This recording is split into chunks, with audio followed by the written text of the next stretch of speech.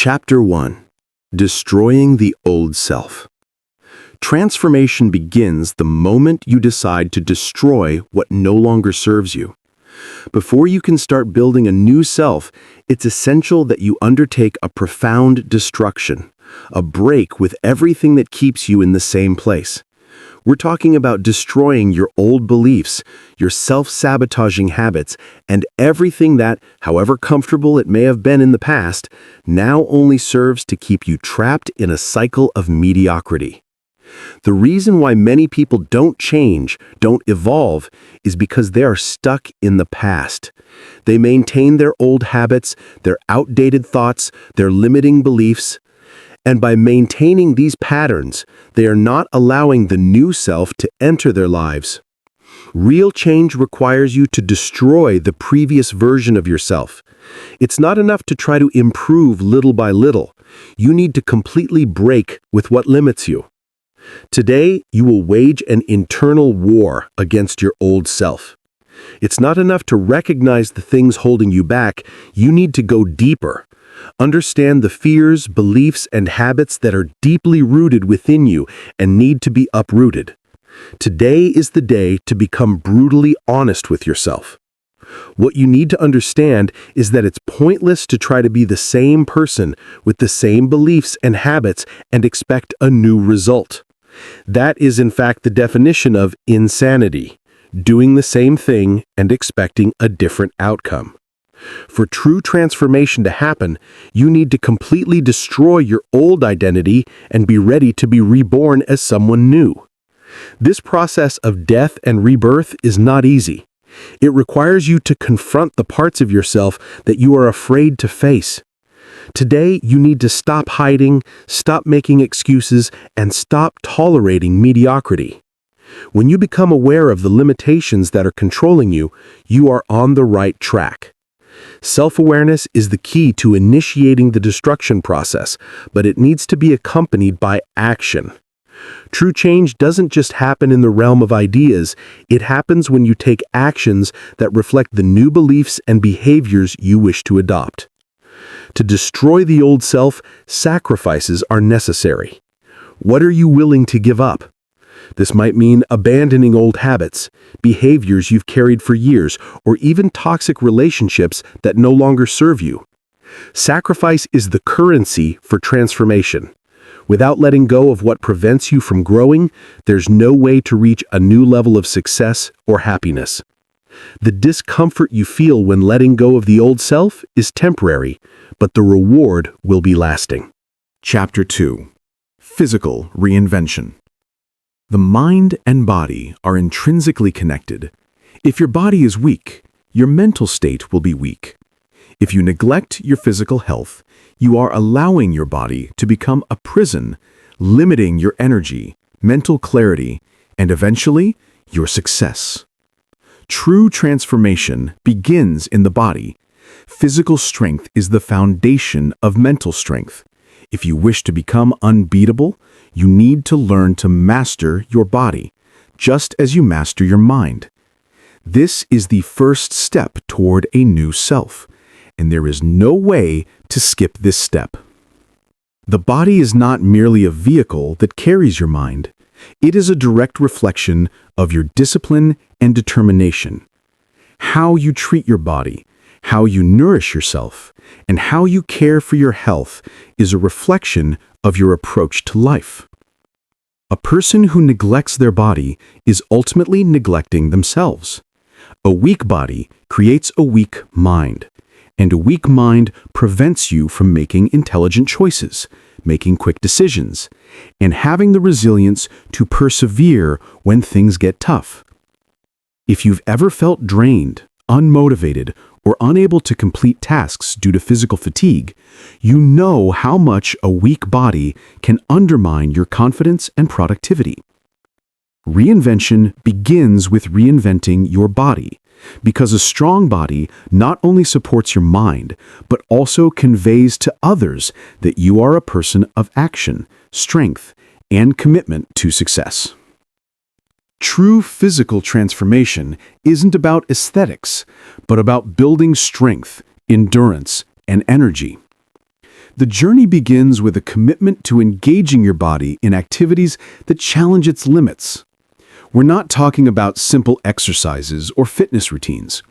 We're talking about a process of self-improvement that demands daily effort and consistency. When you start training your body intensely, you're not only working your muscles, but also developing the mental capacity to resist discomfort, pain, and exhaustion. The human mind naturally resists discomfort, but it's by facing it that you begin to grow. Physical training needs to be challenging and should generate discomfort. It is through discomfort that transformation happens. If you're comfortable all the time, you're not progressing. If you're only doing enough to feel okay, you're not challenging yourself. The goal isn't to kill yourself in training, but to overcome your barriers and show your body and mind that you're capable of more. Movement. The first step is movement. It doesn't matter where you start. It could be a brisk walk, a strength training workout, or even yoga. The important thing is to start and then increase the intensity over time. Consistency is key. If you're just starting out, set a simple goal, like walking for 30 minutes a day. Then increase to running or strength training. Each step should be a step toward a stronger, more resilient body. Nutrition. The fuel you put into your body is what determines your energy and stamina. A healthy body requires a healthy diet. It's time to stop eating processed foods with excess sugar and fat. Start eating fresh, natural foods. Lean protein, vegetables, and fruits should be the mainstays of your diet. Avoid foods that create energy spikes followed by sharp drops. A balanced diet isn't just about physical appearance. It's about the overall health of your body and mind. Eating healthily helps improve concentration, mental clarity, and energy levels. You can't be productive or feel good if you're constantly consuming foods that harm your body. Chapter 3. Mental Elevation. Physical transformation is the first step toward reinvention, but true change occurs when you also transform your mind. The body may be the foundation, but the mind is the driving force behind any great achievement. Your mind is the center of all your decisions, actions, and behaviors. If you want to become a more powerful version of yourself, you need to start with your mind. But what does it mean to elevate your mind? The mind is the primary determining factor for success or failure. Everything you experience, everything you do, begins with what you think. The limiting beliefs, insecurities, and fears you carry in your mind determine the limits of your life. If you don't change the way you think, nothing will change around you. Therefore, your greatest task now is to elevate your thinking. You cannot expect different results if you continue thinking the same way. Your thoughts and beliefs are the foundation of your behavior. If you are stuck in a set of limiting beliefs, your actions will be limited. You will see the world through a distorted lens that prevents you from making bold decisions or risking something new. To change your reality, you must begin with how you think about yourself, the world, and the future. The first step in mental transformation is recognizing and identifying the beliefs that have been holding you back. We all carry beliefs that limit us in some way. These beliefs may have been formed in childhood, at school, in our relationships, or even in the workplace. They may have arisen as a defense against the fear of failure or judgment. But these beliefs are not real. They are merely ideas that you have created and believed to be true. Ask yourself, what are the beliefs that have shaped my life so far? What are the stories I tell myself that prevent me from acting? It might be something like, I'm not good enough, I don't deserve to be successful, or I'll never succeed. Identifying these limiting beliefs is the crucial first step because from there, you can begin to challenge them and replace them with more empowering beliefs. Now that you've identified your limiting beliefs, the next step is to reprogram your mind so that it works in your favor. This isn't something that happens overnight, but with consistent practice, you can change the way you think. The key to reprogramming your mind is understanding that beliefs are not permanent. They can be changed, updated, and replaced with new beliefs that propel you forward. How do you do this? One of the most effective ways to reprogram your mind is through repetition. The human brain responds very well to repetition. Anything you consistently repeat, whether an action or a thought, becomes part of your habitual behavior. To change your beliefs, you must begin to affirm, daily, the new truths you wish to incorporate into your life. Positive affirmations are a powerful tool. Instead of telling yourself, "I'm not good enough," start affirming, "I am capable, I am worthy, and I deserve to achieve the success I desire." Repeat these affirmations every day, especially upon waking and before going to sleep. Gradually, your mind will begin to accept these new beliefs as true. Positive thinking is not just about being optimistic, but rather a mindset strategy to keep your mind aligned with the goals you want to achieve.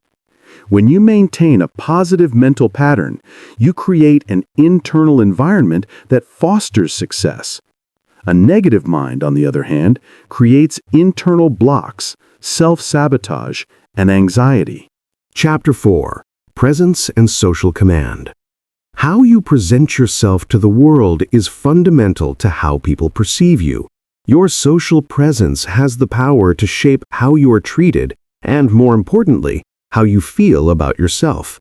If you want to have an impact, you need to learn how to project a presence of authority, confidence, and respect. In this chapter, we will explore how to redefine your presence, not only in a physical sense, but also in how you communicate your inner power and purpose. Social presence, the first impression that lasts. When you enter a room, whether professional or personal, your presence is the first impact you have on the people around you. It's not just about physical appearance, but about the energy, confidence, and aura you project. Your posture, how you behave, how you communicate, and even how you listen to others define what people think about you before you say a single word. Presence isn't about being the center of attention, but about being someone who naturally attracts respect and admiration. A person with presence is someone who is in control of their own energy and knows how to use it to connect with others without forcing or exaggerating. This happens when you feel comfortable with yourself and transmit that to others authentically. The trick is to project confidence without arrogance and leadership without domination. The power of posture and body language. Body language is one of the most powerful ways to communicate your presence. When you enter a room, your posture speaks much louder than your words. The way you position yourself, how you walk, how you sit, and how you make eye contact profoundly influences how others perceive you. Posture and body language. An upright posture with shoulders back and head held high immediately conveys confidence. People who walk with their heads down or shoulders slumped are generally seen as less confident or even insecure. When you position yourself with confidence, you begin to be seen differently by others, and this creates an aura of respect that follows you. Eye contact is one of the most powerful tools you have. It shows that you are present and engaged in the conversation. When you make direct eye contact with someone, you're asserting your space in the world, showing that you're not afraid and that you're confident in your own energy. But remember, the gaze should be firm but not overly challenging, and should never be avoided as this conveys weakness. Facial expression and movements. Facial expression and the way you move your body can convey feelings of authority or submission. A person who moves their hands in a controlled manner, who has a relaxed facial expression, and who demonstrates calm in their reactions is seen as someone who is in command of the situation. People around them will sense this and will naturally begin to react more favorably. The impact of voice and communication. Speaking clearly and with conviction is one of the greatest indicators of a person with presence. Your voice should be firm but not aggressive. This conveys the idea that what you're saying has weight and meaning. Avoid speaking quickly, which can be perceived as insecurity or being too rushed. Speak slowly and calmly, and each word should be chosen carefully. The goal is to convey confidence through the way you communicate, without sounding forced or rehearsed. Chapter 5. Unstoppable Execution. Theory is easy. Dreaming is easy. Imagining a better future is something we can all do. However, true transformation doesn't happen in dreams or deep reflection. It happens in execution, in relentless action, and in the ability to keep moving forward even in the face of difficulties and uncertainty. The difference between those who achieve great things and those who remain mediocre lies in the courage to act, to take the first step, to move forward without hesitation. Execution is what separates dreamers from achievers. People who succeed are not necessarily more intelligent or more talented. They are simply those who take action, while others remain paralyzed by doubt, fear, or procrastination. When you decide that action will be the main driver of your progress, you put yourself in a unique position to achieve results. Success is not a matter of luck or momentary inspiration, but of discipline and daily execution. Execution is the process of transforming your ideas into reality. It's during execution that you begin to see the truth of your plans. Ideas may be perfect, but true validation comes when you put them into practice. And this is where many fail. They get stuck in the ideation phase, waiting for perfect conditions or the right moment. But that moment never comes. The right moment is now. Every second you hesitate is a lost opportunity. Every second you don't act is a second your vision remains just a dream. Procrastination is the greatest enemy of execution. It disguises itself in many ways. I need to plan a little more. I'm not ready yet. Today isn't the right day. All these thoughts are mental traps that delay your progress. Procrastination is a way to avoid action, a way to avoid the discomfort of the unknown. But the truth is that procrastination is just a mental resistance you need to overcome. The secret to overcoming procrastination is to start. Take the first step, even a small one, and from there you create momentum. Once you commit to action, the brain begins to perceive the action as something positive and starts looking for ways to continue. Execution is what generates motivation, not the other way around. Motivation comes afterwards, as a result of the action, not before it. Many people sabotage themselves by waiting for the perfect moment to start. They believe they need to be completely prepared, that they need more knowledge, more time, or more resources. But this pursuit of perfection is a roadblock. The truth is that perfection never comes. The best time to start is now, with what you have, where you are. Execution doesn't require perfection, but action. With each mistake, you learn something new. With each failure, you get closer to success. What you must understand is that perfection is a myth. What really matters is constant progress. Small steps taken every day take you much farther than standing still waiting for ideal conditions. The secret is to act with what you have and learn along the way. Execution should become a habit. People who achieve great things are not more talented than others. They simply have a habit of acting. Execution is a muscle you need to train, and the more you train, the stronger that muscle becomes. At first, it may seem difficult and uncomfortable. The action won't always be easy or enjoyable, but if you keep practicing execution, it will become natural. Chapter 6. Building a Successful Personal System. The transformation you began in your body, mind, and presence needs to be sustained to last. This is where building a successful personal system comes in. This means you need to create a structure in your life that fosters discipline, consistency, and effectiveness, regardless of the challenges you face. Success doesn't just depend on motivation or inspiring moments, but on creating automatic habits and routines that constantly reinforce your progress. Motivation is a temporary force. At some point, you will feel drained of energy, unwillingness, or lack the focus to continue. When you rely solely on motivation, you're essentially placing your transformation at the mercy of your moods and emotions. However, systems work regardless of how you feel at the moment. They create structure, and structure creates consistency.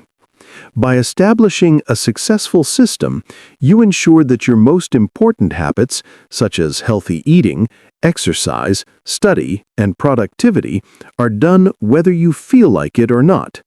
You're not relying on daily motivation, but rather on a routine that, over time, will become natural and effortless.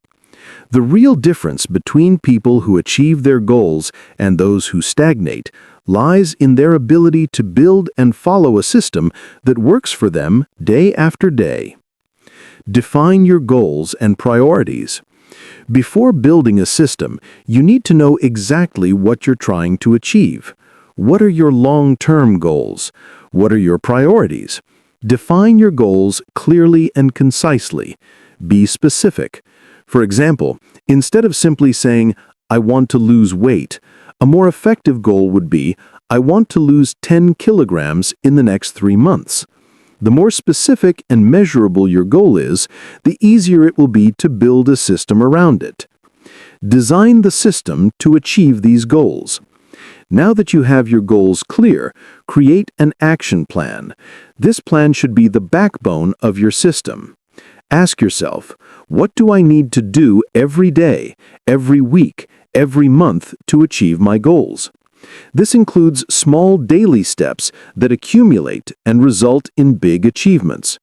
The goal here is to transform important actions into automatic habits. For example, to lose weight, your system might include 30-minute daily workouts, a balanced diet with planned meals, and logging calories consumed. To develop your mind, your system might include 30 minutes of daily reading, 15 minutes of meditation or reflection, and the use of affirmations. A successful system is composed of a series of small, consistent actions. By having these activities incorporated into your routine, you don't need to rely on motivation to do them. They happen automatically. The real difference between people who achieve their goals and those who stagnate lies in their ability to build and follow a system that works for them day after day.